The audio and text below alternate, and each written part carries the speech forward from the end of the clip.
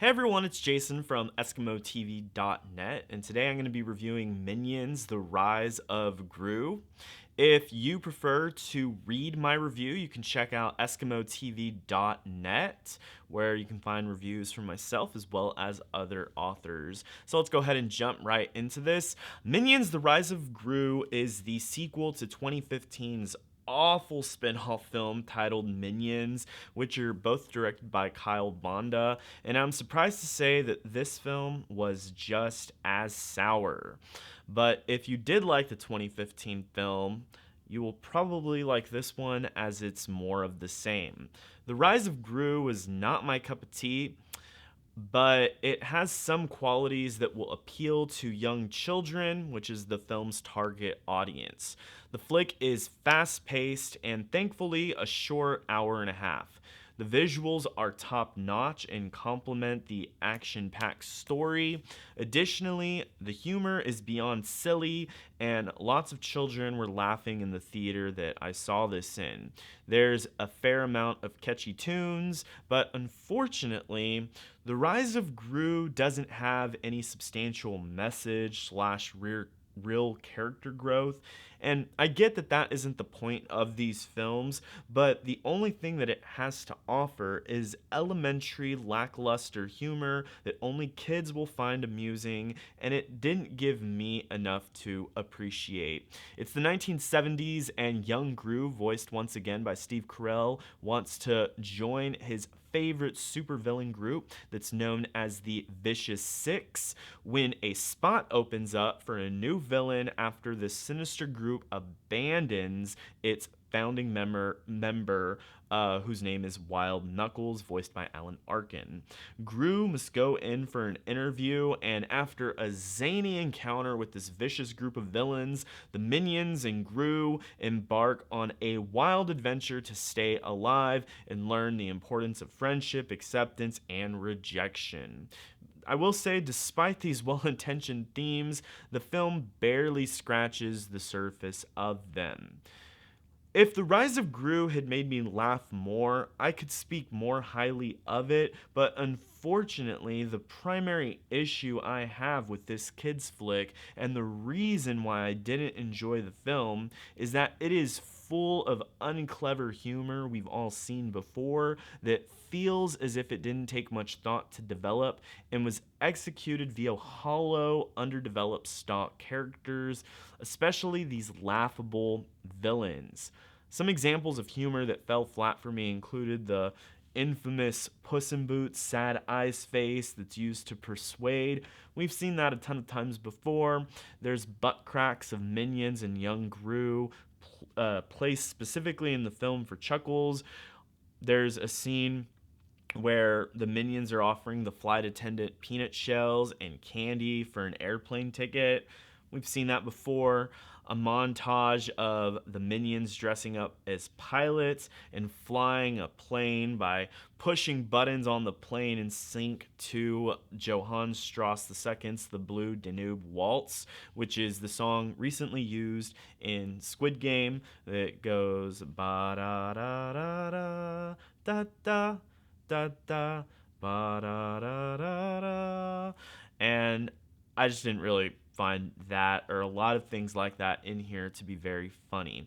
One part that I will admit that did make me laugh is when one of the characters is acting as if he was having a heart attack to create a diversion for a bank robbery, and then a nurse jolts in with the defibrillator to shock this character who is perfectly fine, and he's like, "No, it's okay, I'm fine," and just proceeds to get shocked multiple times. That did get a little chuckle out of me. Unfortunately, there wasn't too many moments like this that got a good laugh out of me. And when the film doesn't have serious themes or an intriguing narrative to latch onto, the comedy has to hit or the film's gonna sink for me. The plot is extremely underwhelming. The Vicious Six want a new member because the founder was too old. Why do they have to hire a new replacement so soon? Can't they just be the Vicious Five? The villains were extremely silly, non threatening, and had uncompelling motivations and were very underdeveloped. There's another scene where Gru is kidnapped and his kidnapper is about to be eaten by a crocodile, and Gru decides to save this guy merely because the man is his favorite villain. It feels as if the film didn't care enough to try to write a plot where actions that characters take make sense. Since it's a kids movie, you can probably predict how this will end, and it's really up to the audience to wait and see what wild choices screenwriters decide to end up going with. The movie is very sporadic with its storytelling. There's a side quest where minions have to learn kung fu in order to overthrow the villains, and they learn kung fu from an elder who, as a gag, surprises everyone, the audience included, with her fighting abilities. There's another side quest for one of the minions to retrieve a rare medallion that accidentally gets into the wrong hands, and the way he succeeds is by passing out in the summer heat desert. The guy he is trying to reach notices this minion. He ends up, just for no reason, lets him have the medallion just because he wants it so bad. And then he gives this creature he's never met before a ride. And it just feels like strings are being stretched to get characters where they needed them to be without thought as to if the plot would feel organic.